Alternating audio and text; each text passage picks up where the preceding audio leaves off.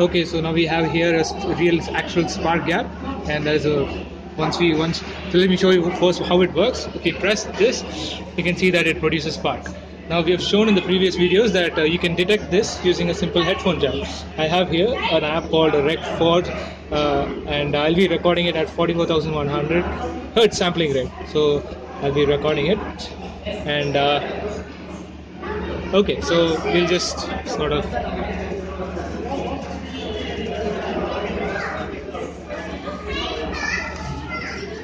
And let me do that again.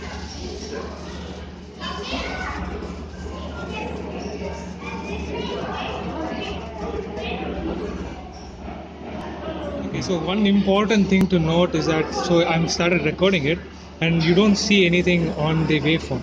Like it is literally blank. Okay, but only you see these spikes only when you get the spark. Okay, so in order to show you that, let me press the spark now, and I want you to witness the waveform that you get. So you see these peaks that are there. Can you come closer? So these peaks that you see there, that is because of the spark. Now if you don't click, if there's no spark over there, you don't see it. And if I press it again, so you see these peaks. That corresponds to when you have the spark. So one second.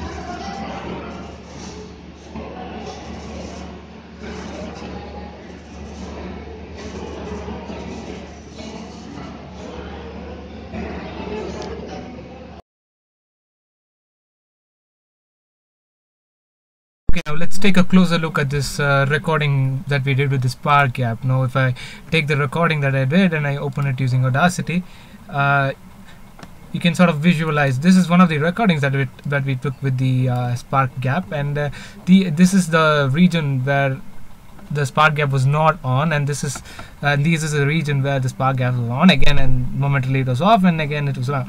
So let's amplify this using effect amplify.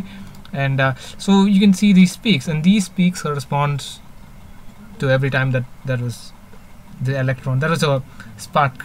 So if you sort of zoom in, it resembles the very same structure that you find with a lightning or with a gas lighter as well. So that's awesome.